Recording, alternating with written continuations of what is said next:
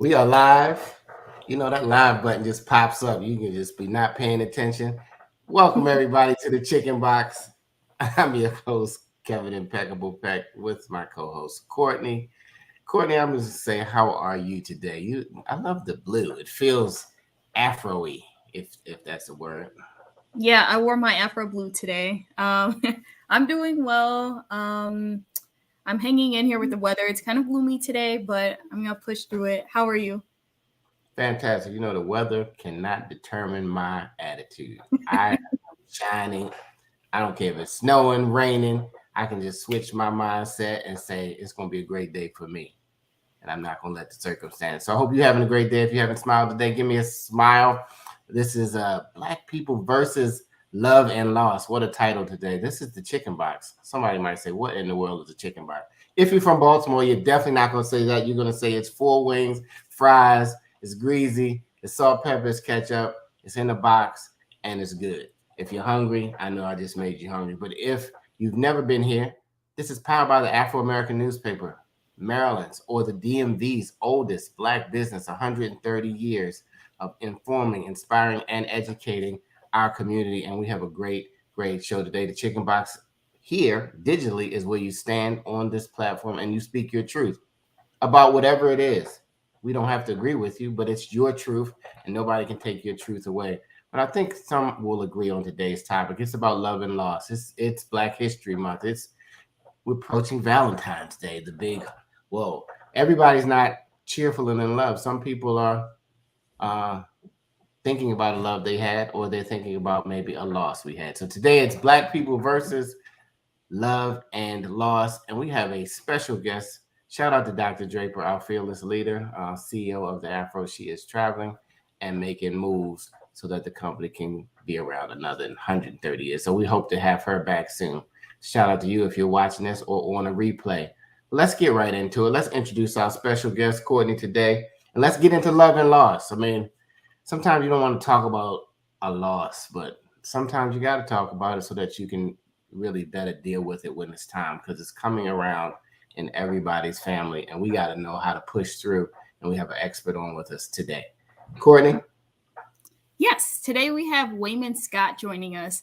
Wayman serves as Associate Director for Diversity, Equity, Inclusion, and Community Relations for Gilchrist. Prior to this role, Wayman served as a chaplain and bereavement counselor on one of Gilchrist's clinical teams. Wayman holds an MS in mental health and a master's degree of theology. Currently, Wayman chairs the DEI Council for Gilchrist and GBMC Health Partners, and he chairs the DEI Council for the Hospice and Palliative Care Association of Maryland. And Wayman has presented nationally and locally, providing numerous workshops and presentations for racial equity, mental health, grief, and loss. Man, welcome, Wayman, to the show. Man, how are you this morning? Afternoon. I am well. I am glad to be here with Mr. Kevin Impeccable and Courtney. Honored to be your guest this Thursday afternoon. Man, you came in with the sunshine and the fire too, Wayman. Come on now, come on. When the sun's out, we got to bring it. We got to bring it. We still alive, just in case anybody hadn't checked. In case you're so sad that you can't think, you still alive. So you know, God has been good today, and we are not ashamed at the Afro or the Chicken Box to say that. Now, whether you believe it or not, that's gonna be for your life journey to figure out. We're gonna get right into it. Wayman, where you from, my brother? Well, I came up in Howard County, but I was born in Baltimore City. My parents met at the Morgan State University. And right now I live in East Baltimore. I've been here for about 10 years and I'm raising my family here. Hey, you know, I like you already, Wayman.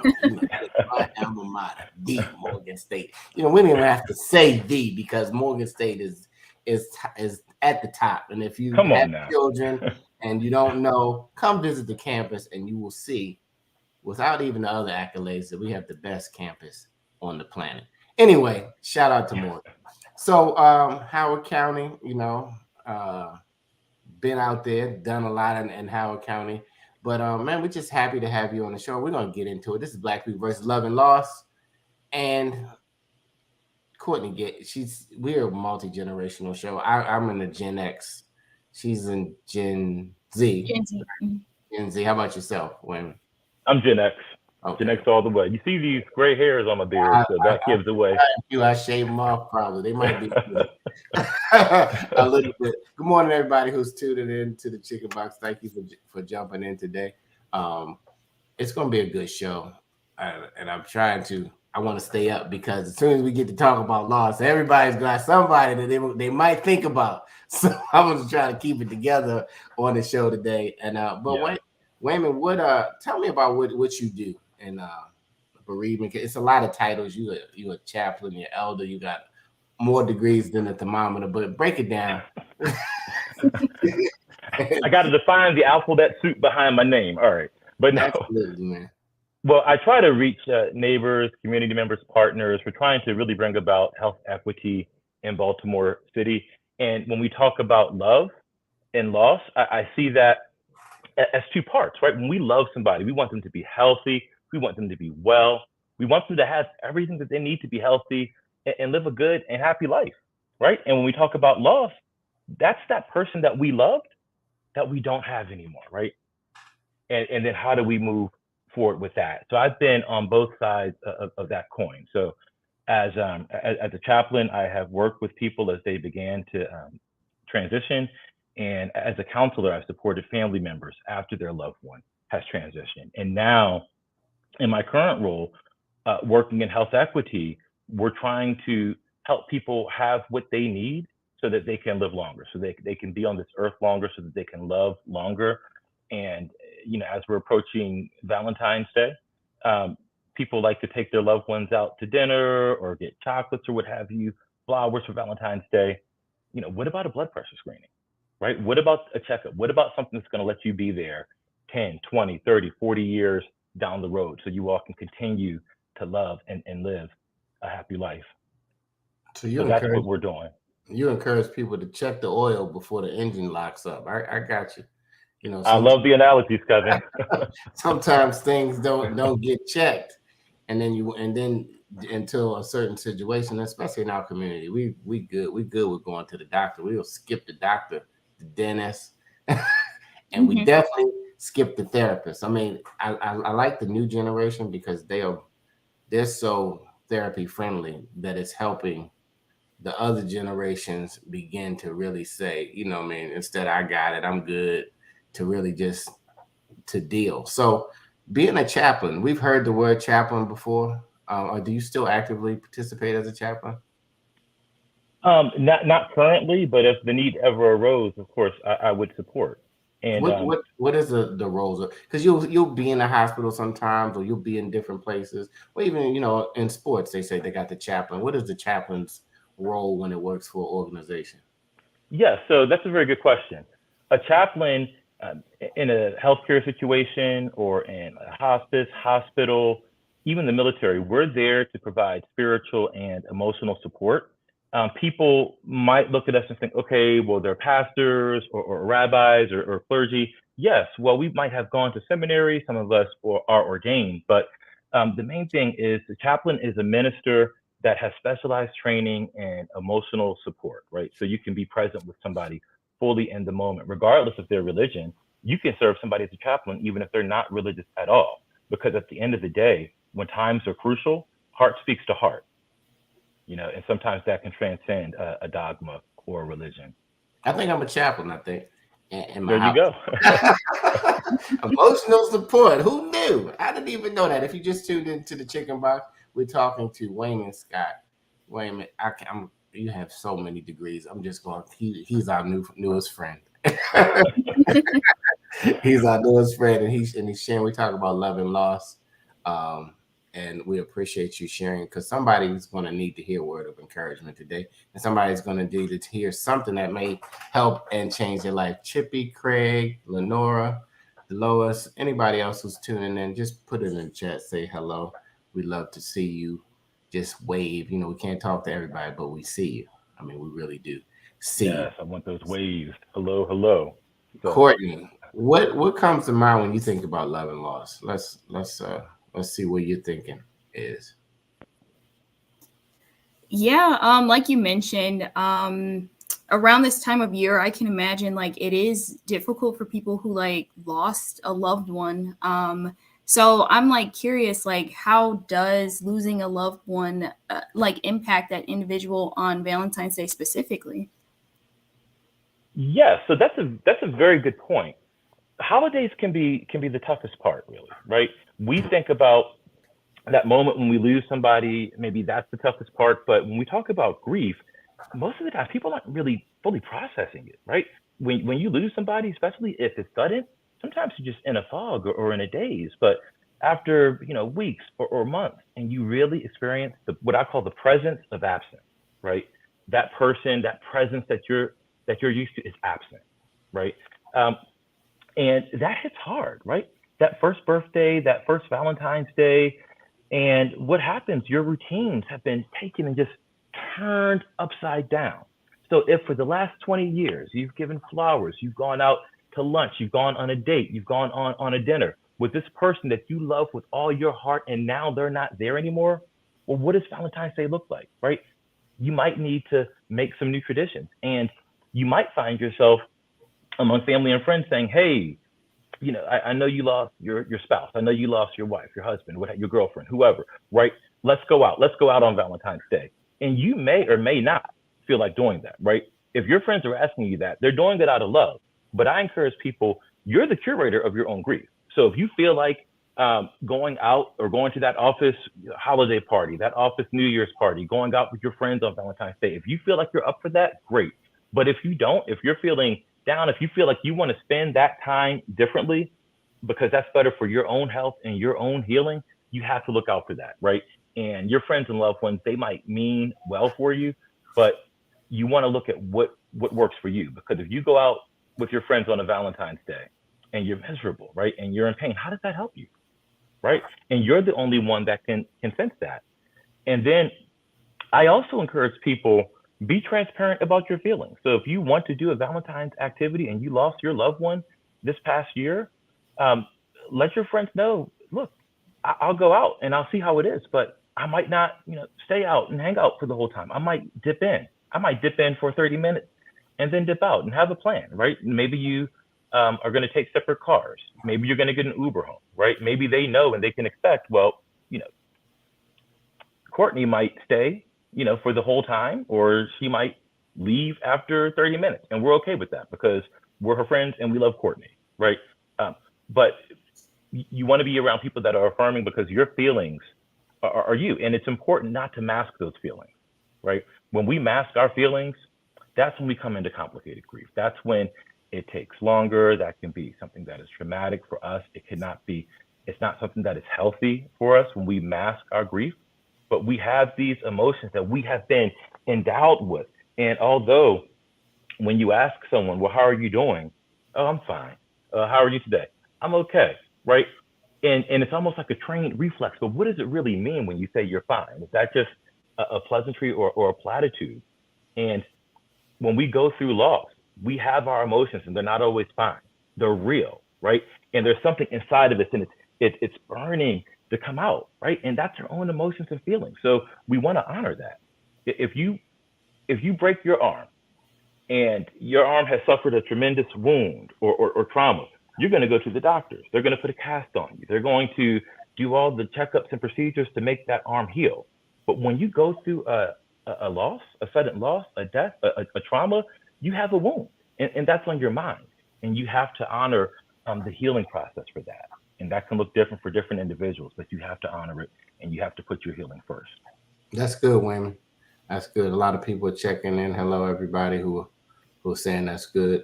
It's a topic that if you live long enough, you will experience. And how you healed, or have you healed, or will you ever heal? Craig Talley has a question. If you could put that back up, and maybe you can address that. Do you ever address loss versus absent? He says the Bible says to be absent from the body is to be present with the Lord. So they're not lost. We know, so they're really not lost when they're with the Lord. You want to speak to that? So I want to speak to the validity of emotion, right? and we can call it different things, right? We have, when I did a grief group for a local elementary school, some of the people that they didn't have, that they were mourning or grieving for, had passed away. Some of them were deployed. Some of them were incarcerated, right? When my sister, I remember as a child, and my sister was very excited. It got accepted to Hampton University, took off, went to Hampton, and I saw my mom for the next couple of weeks kind of moping around the house looking at my sister's pictures, and she was grieving, right? She was sad that my sister, was away, and it was her first time being away because we're emotional. And I remember, if you look at the shortest verse in the Bible, I think it's in Matthew, Jesus wept. And that was when he found out that his friend Lazarus had died. So, I even remind people of faith that even Jesus felt emotion, right? And some of it was joyful emotion and some of it was painful emotion, but you have the whole repertoire. But either way, I hope that people can be true to their own emotion and look at what they're feeling inside and find what works for them in terms of their own healing. Absolutely. That made me think about, the words loss and lost. You know what I mean? Yeah. Like you lose your keys, you know what I mean? That's unexpected, but it's not unexpected. But usually a loss is dealing with, from what I'm gathering, is something pretty much unexpected. And I guess sometimes it can be expected too. It can be expected, sure. You can expect it, you still never expect it, even when you expect it. Sure. And well, yeah. So, the difference between being a hospital chaplain and a hospice chaplain, hospital chaplains, many of the people, the losses were the people that did pass away. It was more sudden. It was more, traumatic in terms of some physical injury or unexpected heart attack, right? And the families would go through pain. And as a chaplain, you want to be there for them. But in hospice, even when people might have an expectation or an understanding that my loved one, might die, and people do come on and off of hospice, and not everybody dies on hospice, but even a loss in that environment, it can land differently for different people. So it's not as if, okay, well, we've been prepared, we've been expecting this, so our loved one has died, and now we don't feel the pain. No, you're going to feel some pain, and you're still going to have to process it, and that's okay. So you said, explain hospice, because it's people that, well, I understand what it is, but I'm always saying it's going to be somebody out there who has an experience or it really doesn't even know what hospice is. So let's kind of, if you can just kind of break that down. Oh, sure. Hospice is a Medicare benefit that supports people with wraparound health care if they have a medical prognosis of 6 months or less to live. Now, I just gave you a word for right there, but if the doctors are saying, well, this person's prognosis, they're going to live, they have a condition or a diagnosis that's going to stop them from living potentially for 6 months, within 6 months, then you can go on hospice. And when you're on hospice, what you get is physician support. You get an RN that visits your home or your place, the place that you call home, be it, once or a week, once every 2 weeks. You have hospice aides, which are nurses' aides. They can come several times a week, help with bathing, other essentials. And then you also have counseling support. You have counselors that come and support the family and support the patient, and you have chaplains that come as well. So you have that wraparound support. And what I noticed, because not everybody dies, right, in hospice. People get this wraparound care suddenly. The ulcer that they might have had, or the bid sore that they might have had, gets healed up because they're getting nurses look at their body more frequently, or the malnutrition they were getting, they weren't eating, and the nurses and aides are looking at ways that they can eat comfortably and safely, and they get assessed regularly. And sometimes people do so well that they no longer qualify for hospice, right? So it's like, all right, it's been 2 years now. So I think it's time they come off. And it's the only career or job in the world where you're happy when your services are no longer needed. So when I would have a patient that I've really bonded with, and come to find out the way things are going, she might have gone like this and then plateaued. and she doesn't need hospice anymore. She comes off of hospice. Yeah, I'm sad to not work with you anymore, but I'm glad you're going to live longer. You know? Absolutely, because they say no man knows the hour or the time or the day. So as we say, I always say at the end of the show, I'm going to say at the beginning, call a senior, call a loved one. They are home. They are lonely a lot of times, even if they're in hospice or whatever. And it's good. But it's funny that people who are outside the family sometimes will pay more attention to a senior or a loved one than the family members. And I wonder if that has anything mentally to do. But let's come back to that. Chippy, how are you? Said that she goes through, let me see, this one I wanted to do. She goes through the motions instead of sugarcoating and filling in. So how do you help people? Or I don't know if you help, but should everybody let it out? You know, and they've been holding it. Should everybody cry? I mean, should everybody not sugarcoat it and just whatever the emotion is, just deal with it? Or is it just different for everybody? I would deal with it. You know, you want to express your emotions. So if your emotions need to be expressed, you want to express them, because if you hold them in, if you don't express them, they will come out, right? So your emotions will express themselves if you like it or not. And if you can grieve and cope in a way that is healthy for you, well, that might mean you're on the road to healing. But if you suppress your emotions, they can come out in other ways. They can come out in behavior. They can come out in anger. They can come out in substance use. They can come out in so many different ways when we're not honoring our emotions. Yeah, and high blood pressure, Terrence says, Yes, as well. indeed. And, you know, maybe that might be why high blood pressure is big in the Black community. We're doing too much emotional. It's not the pork. I don't think my doctor would agree with that. But you're holding in too many emotions. We probably need to do a study on that. We might be on something. Okay, let's do a study, GBMC, on holding and out. Leave the pork alone, right? let's not blame it on what you're eating. Let's blame it on, hey, we're holding these emotions in, and it's causing our blood pressure to rise. If you just tuned in, we have Wayman Scott. I'm gonna call you doctor. I made you a doctor. All right, Dr. Wayman Scott. I just got another degree. Kevin Impeccable gave me you had to go higher than the thermometer, bro. Well, I did want to touch on something that you said, though.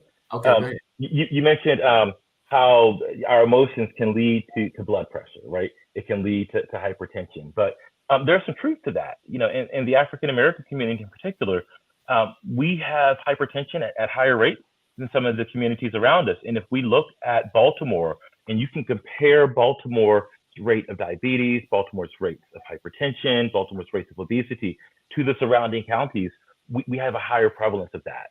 And here recently, in this current generation, mental health, I see, is becoming more accepted within our community. I'm saying that anecdotally too, but I believe that it's evidence-based as well. So there's more of a mainstream component to this. And even the church and some of the older institutions are supporting and lifting up the value of mental health. So you're not taking your emotions and eating them, right? Or drinking them, or letting them come out in a way that is not supportive, but come out in a way of genuine healing. Yeah, what does the other side look like? Well, next week's. No, I just wanted to say it's love and loss. It's love and loss. Do you put those two words together? Courtney, what questions are going through your mind? I know you are young Gen Zer. We were once Gen X was the one. We were the young guns to the baby boomers. What's your generation? What are y'all thinking about? I mean, because you guys have had to experience a lot of loss in the media as well. You know what I mean? Yeah. To a lot of young people, and this is unexpected loss when we talk about maybe police violence. This isn't about that show, but it's a visual loss, and because the way they show it, sometimes you feel that you know the person, or it reminds you of a person. I see a young person, I think about my young people, that could be them in that situation. And that grief is a little different, huh? When you don't know a person. What do you say, Courtney? I would say to an extent, yeah. Because like over the past few years, like we've lost like a lot of rappers, and I'm not like big on rap, but at the same time, like I listen to like some of the artists, and just seeing like recently like Takeoff passed away, and I was like, wow, like that's crazy. Like never in a million years would I think like, oh, this person is going to like pass. So I think although we don't know the person, like it can still like hit us because it's like wow, like we aren't going to be able to listen to their music anymore. Like they're really gone. And like same thing with like actors as well. It's like wow. So I think people need to take a moment to like process that instead of and also I think I want to switch gears on that. Like we in my generation have become like so desensitized to stuff because we constantly see like stuff in the media about like shootings, about like death. So we get more like desensitized from it. So I think we should all just take a moment to like, you know, feel those emotions instead of like repressing it and being like, oh, just like another death. Like I think subconsciously we can like hold on to those things. That's good. Absolutely. Yeah. Wayman, you want to speak to that? Yeah. So when we talk about trauma and that, and what you're describing, that secondary or residual trauma, that happens even if the person's not a family member or they might be a close friend, they might not, but you witness that or you hear of that even on the news. So repeated exposure to trauma, repeated exposure to violence, even if it's on the news or the media, that can impact people. And even certain professions, if you're an emergency worker, if you're a child welfare officer, if you are a first responder, right, you might see things that are traumatic and that can build up over time. And there's some common signs of that you might be experiencing secondary trauma, and some of them could be intrusive thoughts. So can you get this out of your mind? Do you keep ruminating? Does it keep coming back to you, this traumatic event, even though you don't want to think about it? Is it making you tired? Do you have bouts of anger, right? Sometimes when we're experiencing trauma and we have difficulty coping, we might not be able to concentrate, right? You're at work, you're at school, you can't seem to focus on what they're saying, you can't seem to write that report. You might even feel emotionally detached, right? Or just emotionally exhausted. And even the physical illness, as we were talking about the correlation between mental stress and physical health, even the physical illnesses can come to play. So any of those, if you find yourself with this and you're getting these intrusive thoughts and it's affecting your day-to-day, you could talk to your primary care about it or talk to another provider and maybe get assessed for trauma or secondary trauma. Absolutely. So, Wayman, I know you have a lot of degrees and titles. We're getting around there. Before I answer that question, Taryn, so your current position, we talked about you being a chaplain. You are currently the Director of Diversity and Inclusion? Yeah, Associate Director for Diversity and Inclusion. Associate Director for Diversity and Inclusion at GMBC. What is your role in that position? I mean, we hear a lot of diversity positions, but that's a good question. So I work primarily with the hospice geriatric wing of GBMC, which is Gilchrist, and then I work with the primary care, the community practices that are around Baltimore County and city. I'm gonna take us back because we have listeners from all over the world. Just tell them what GMBC is. I'm sorry. Oh, thank you. Yes, very good point. Greater Baltimore Medical Center. Okay. And it's physically, the hospital is located just north of Baltimore, but it has its roots inside of Baltimore, right there on East Baltimore Street. And as a director or associate director for diversity, I deal a lot with education. So I provide education and trainings on unconscious bias, cultural sensitivity. I also work in health equity, right? And I work with community partners to provide health equity to the community. So you look in a couple of zip codes, and I'm going to give a couple of examples, right? These are, and if you're not from Baltimore, these are two central zip codes, right? They kind of go up the middle of Baltimore, almost like a heart. But it's 21202 and 21218, the Greenmount corridor, Broadway corridor. And in those two areas, it represents some of the highest rates of hypertension, the highest rates of diabetes, not just in Baltimore City, but in the entire state. So people are dying. And when I was a grief counselor for a school in that area, many of the kids have experienced loss. And, in retrospect, the ones that were health related, I wonder, like, wow, were they getting the care that they need? Right. So what GBMC is offering, there's two elements to this, right? If you're not from Baltimore, our public transportation system cannot always be the best, right? And if you rely on a mobility service, it might not be the best. It might not be as reliable. So GBMC Health Partners on East Baltimore Street, we have a program where we could pick you up from your home, bring you to our office to get the care that you need, and then take you back to your home again at no additional cost to you. What? Right? Yes, indeed. So if that's a barrier, look, so we went to the community. What are the barriers to healthcare? And transportation was a big barrier. So if we don't address that, how can we authentically say we're trying to build health equity within our community? So is it a certain van, or is it just a GMBC van you see around town, or how does somebody know? I mean, is it like a mobile? Mobile pickup? No, it's one. I mean, we could put it in the bottom. Where do we go to get information about the mobile pickup? Well, it's gbmc.org/Baltimore City. Okay. Right. So for our patients, if they need to get to our practice, we can pick them up and bring them back home. But we would have a care coordinator that would work that out, right? That would work with the rideshare company that would coordinate that. So it wouldn't be the patients that are coordinating that.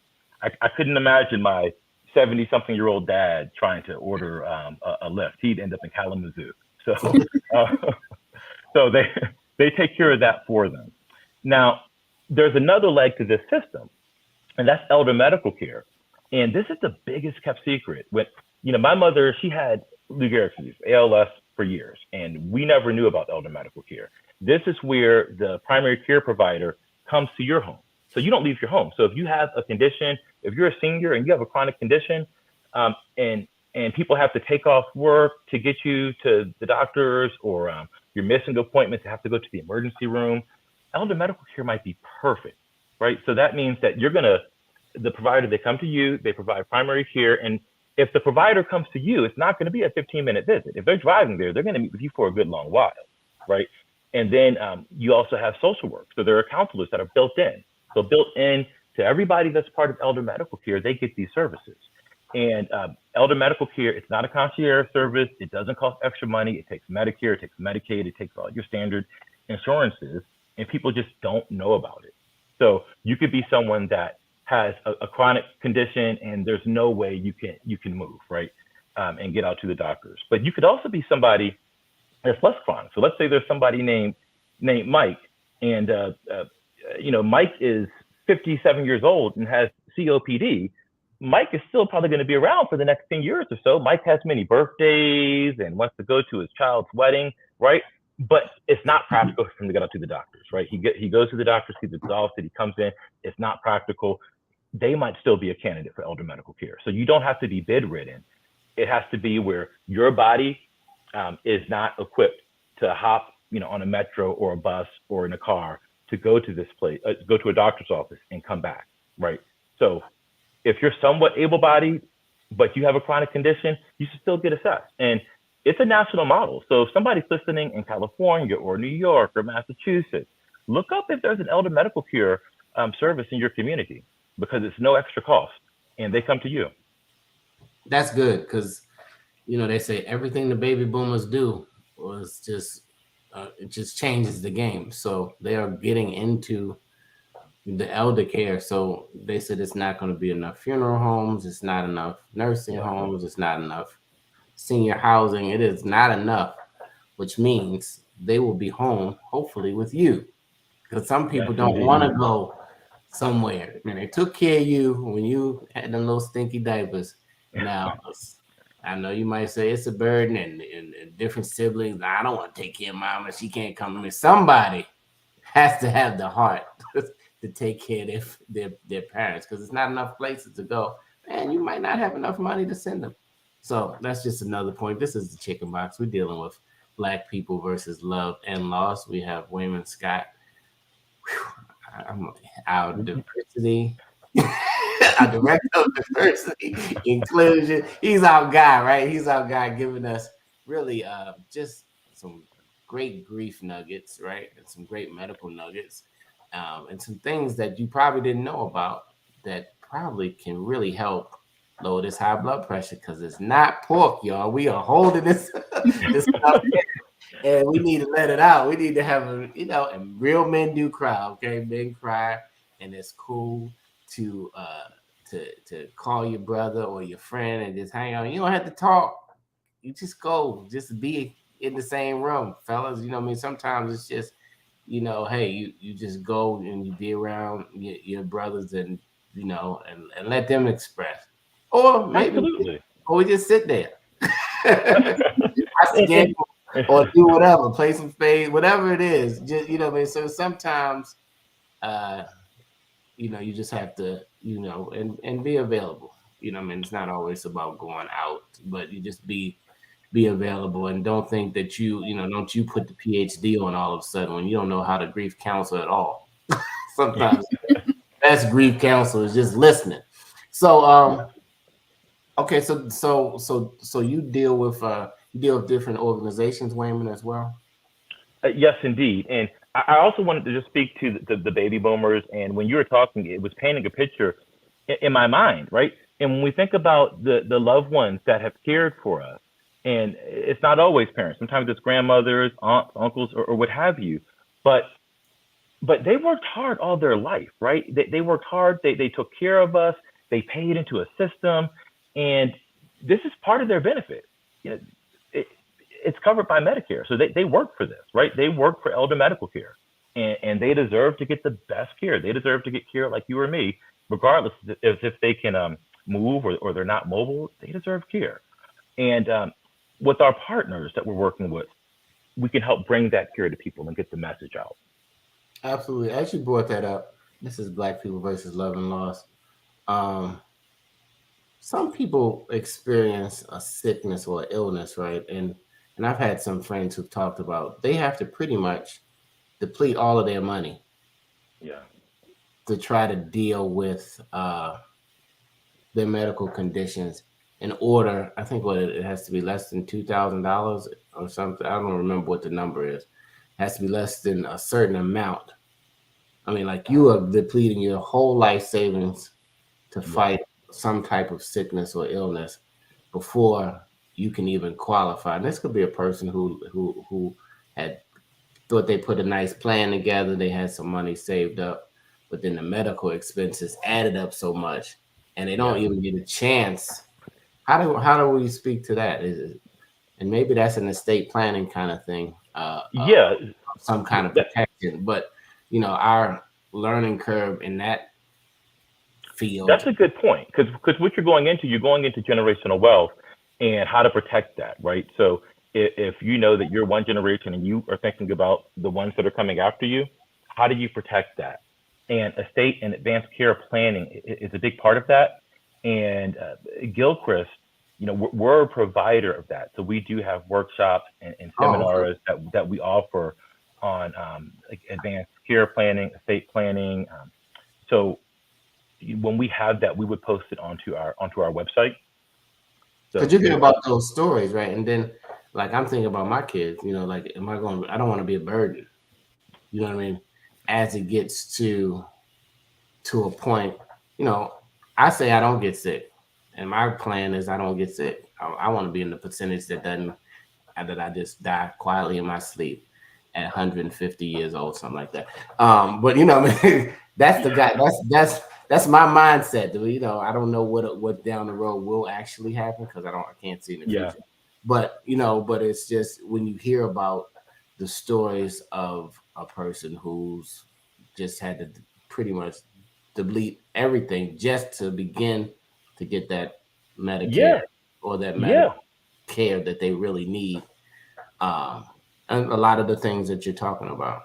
Yeah, in this state, there's limitations, right? There's limitations. So, and I'm not going to speak too much to this. I'm not an estate planner or a lawyer, but I think to get the state benefit of Medicaid, where you're having providers and nurses' aides and so forth coming to your house to help with the sickness or help a loved one. I think the person receiving the care, I think there's a limit to how many assets they can have. So people want to, you want to plan for that regardless before you get sick. If you're sick, you don't want that to be the first time that you plan. You want to plan about that ahead of time. Come to an estate planning seminar or workshop, and then if you get sick, it's like boom, we have a game plan. We can move into that. We can move into that game plan. We need to game plan, people, Black people, all Yes, people. indeed. We need to game plan. We talk about we don't have a will, but the will still ain't gonna help you with this. It's like we need to get our plans in order. And today, as people have been talking about, they're gonna do X, Y, Z for the last 5 years. I'm gonna get a will. I'm gonna get. I'm thinking about a trust. And then you see the horror stories, and you shake your head about a Chadwick Boseman. You know what I mean? And what his family had to pay $1.3 million or something of his estate just dealing with his probate because his affairs weren't in order and his generational wealth and his plan. And he's like, it's never me. Oh, I have time, but the time is now. So whoever it is that's been thinking about it, there you go. You've been far more than nudged. You've been actually pushed really hard in the back to call somebody. And they got Legal Shield. They have they got places. You guys have resources that can help get the ball rolling with your estate plans, because the estate plan is going to help your medical plan and your directives and all of the other things that you want to happen in case you do get in a certain state that you really can't handle it yourself. So, Courtney, and that's loving your family. We're talking about love today, right? That's love. It's not loving your family. It's real. It's planning for them, right? So when I was working in the hospital system, I saw an advanced directive as like the loved one extending a shield around their family, around the people that they love, so they don't have to guess, they don't have to argue, they don't have to fight. It's already set out. It's laid out. You can honor their wishes, and they can just focus on grieving and spending time with you and not have to get into all the paperwork and legal stuff, because that person loved their family to the point they had the foresight to put a shield around them with an advanced directive. Let's get those shields out, y'all. Superheroes. And all your loved ones. All your loved ones. Courtney, what's up? Talk to me. What questions have now come up since this conversation?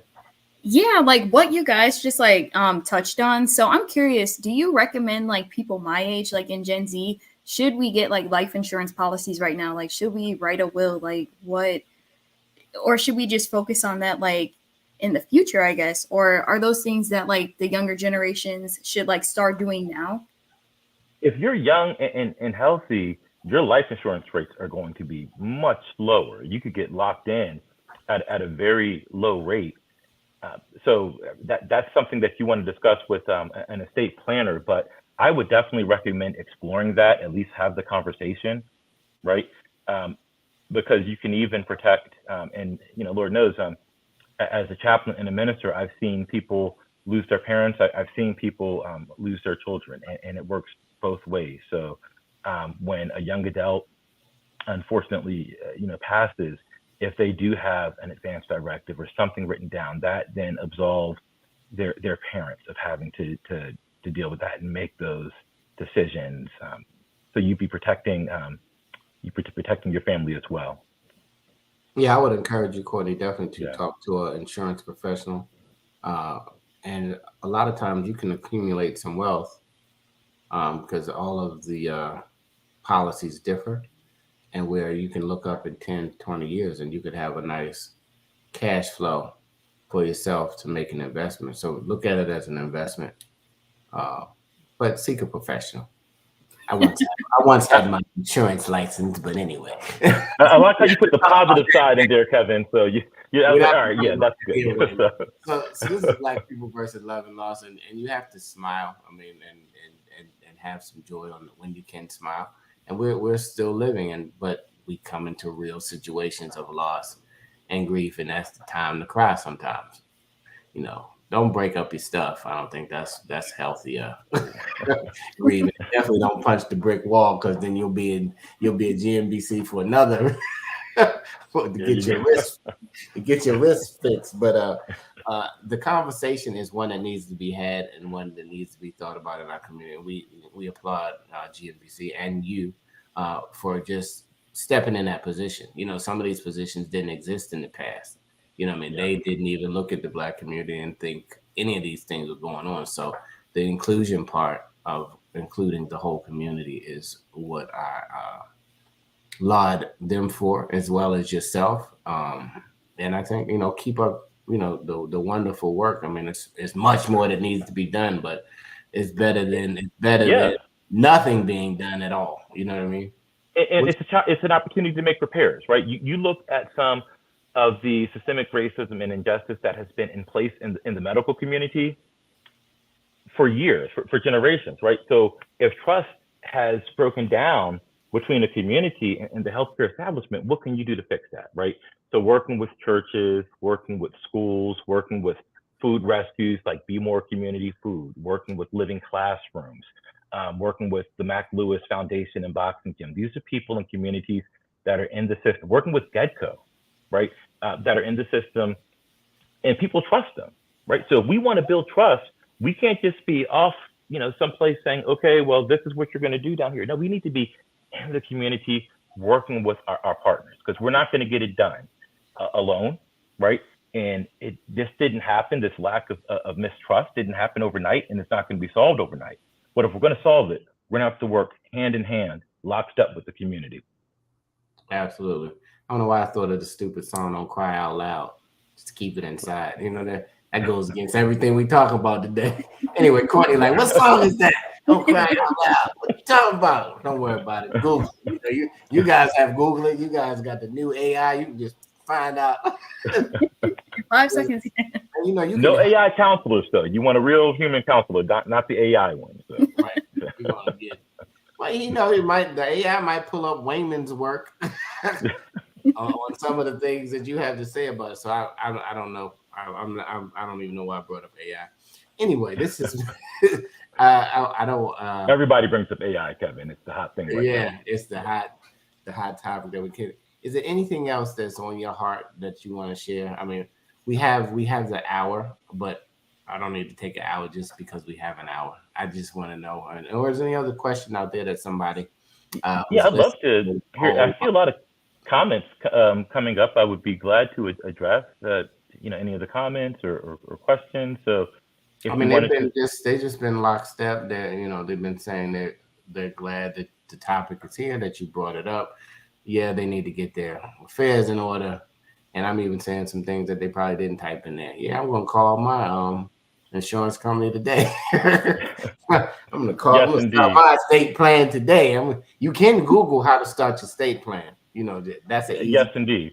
And I did want to just bring up that people that might not have their estate plan in order, or they might not have the resources, right, or they might not be able to tap into the Medicaid network to get care.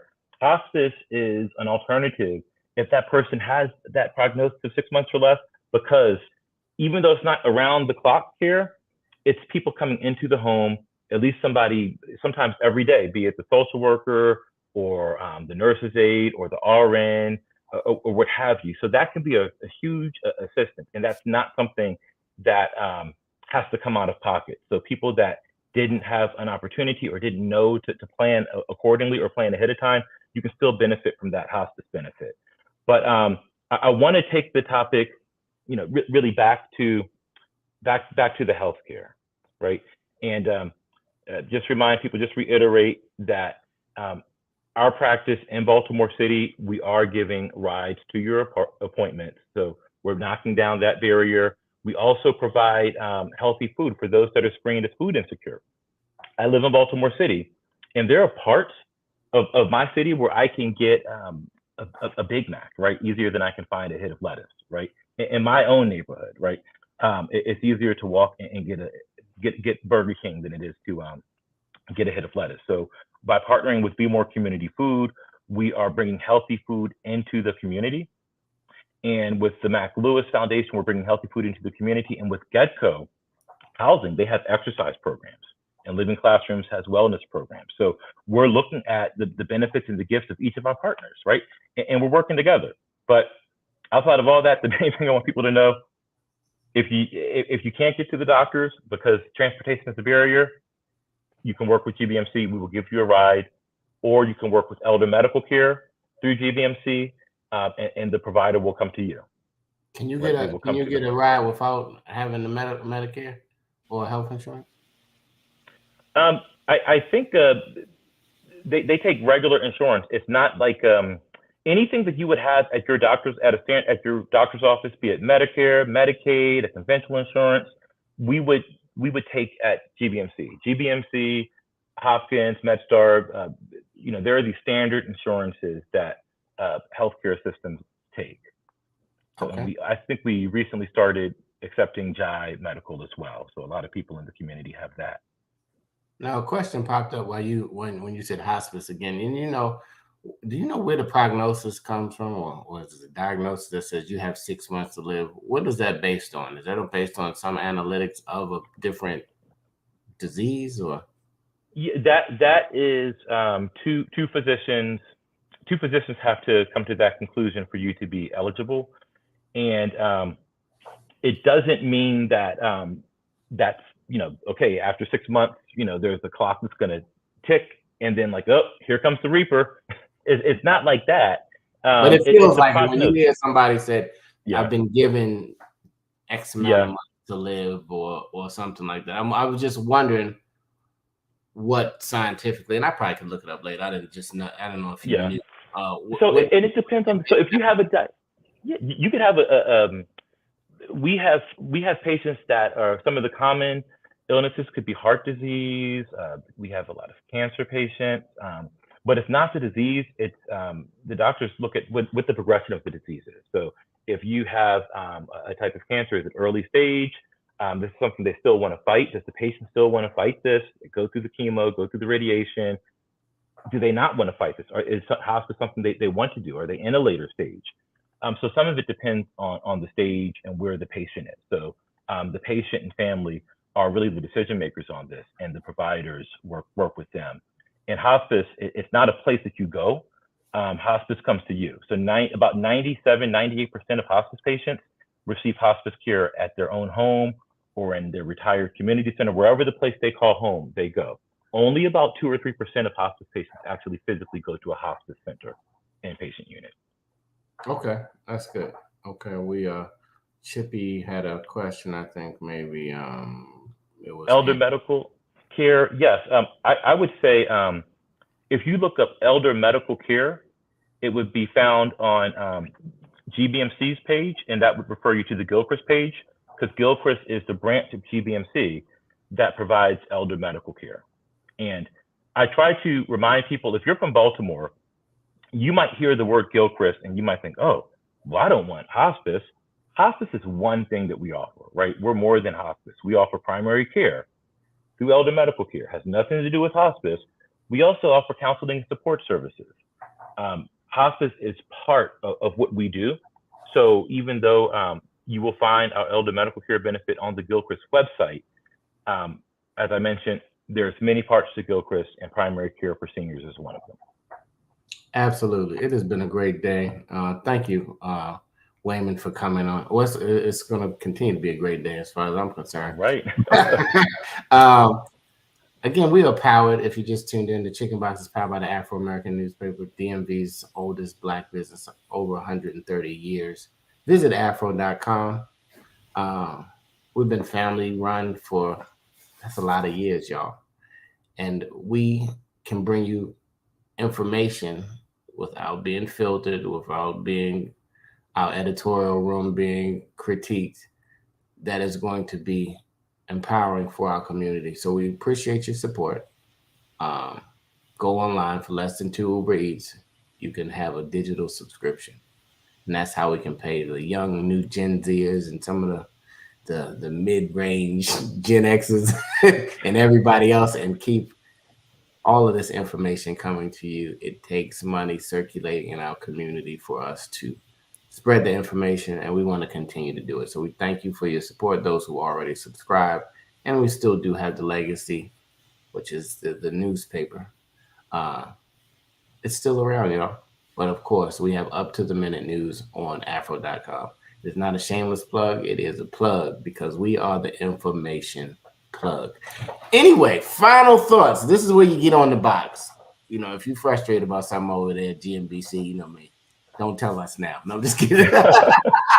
No, but this is where you get on the box and you speak your truth about anything that you want to talk about. And Courtney, I'm gonna let you get on the box. This is Black people versus love and loss. It's a different kind of conversation. Usually around the Valentine's weekend, we talk about and what you gonna get your baby, all of that other lovey-dovey, what I mean, what y'all doing?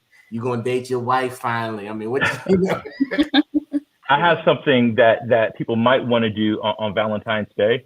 So as some know, I'm a sculptor here in the community, and there is a show at Baltimore Clayworks called Earth and Life.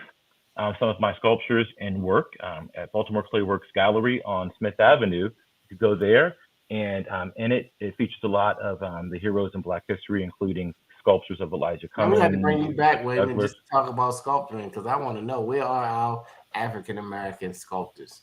That's something that we haven't heard about, and you probably have a lovely resource. But Courtney, I'm gonna save you for last one. Courtney, you are now officially on the box.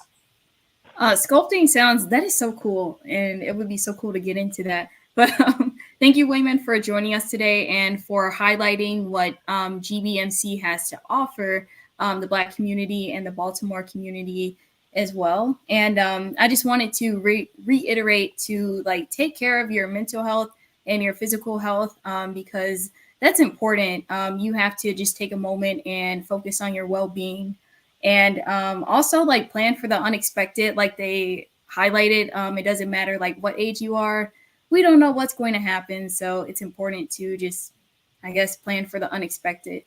And Diane Hawker also made a comment about the Afro High Tea coming up. So tickets are on sale right now, and you can access the link on our Instagram bio and just use the link. And that is April 22nd.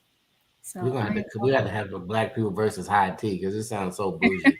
But no, it's good though. Yeah, the ladies, they sell it out every year, so it must be the greatest. Wow. Sometimes you gotta be bougie. Just come in and dress up and make it hot. I mean, the hot tea has been one of our biggest events, and it's typically sold out. I think it's getting there now, and we're not even in April yet. But anyway, thank you for that reminder. You can think about something else. I'm gonna get on the box real quick about love and loss, and a lot of times we miss moments, and sometimes we have seniors now that we can videotape. You can garner a bunch of history if you just turn your camera on, put it on the tripod or your phone, turn the tripod, and just sit and have a conversation. You'll be amazed that you can go back and look at those videos.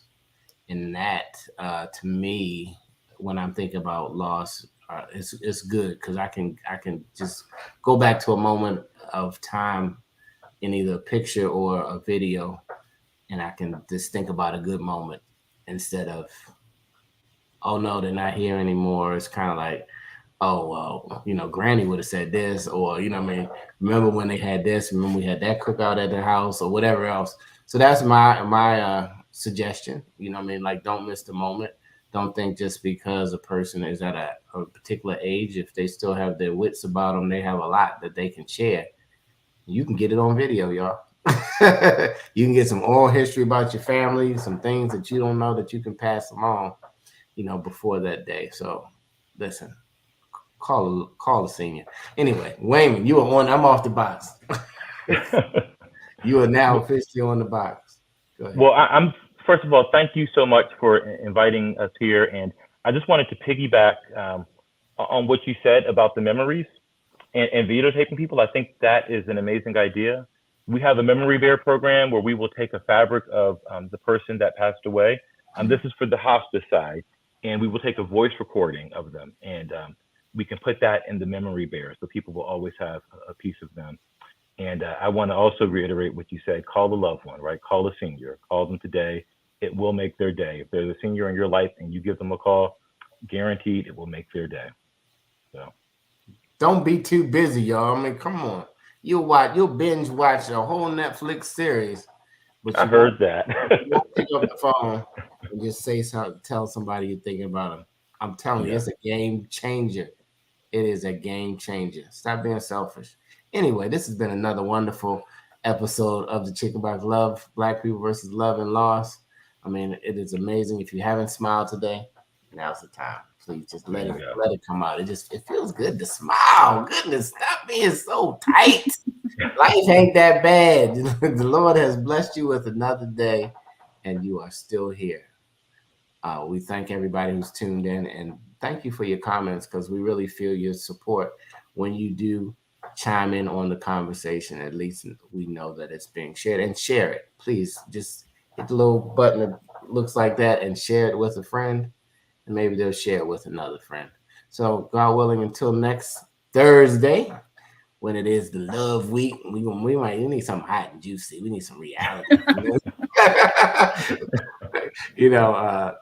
I don't even know what the conversation is. I'm sure the producers will tell me, but we hope to see you back here. And thank you again, Wayman, for tuning in. Thank you. And thanks for sharing. Your parents met at Morgan State University. Yes, indeed. You grew up in Howard County. I got a lot of friends from that. Back in that era, we definitely could find somebody or some similar people. I'm sure of it. Of friends. So, man, I appreciate your honesty and your transparency, and thank you for all you're doing in the community with GMBC and Gilchrist. And it's good to know that there's other options out there. So until next week, everybody have a fantastic day, and of course, call a senior on Facebook.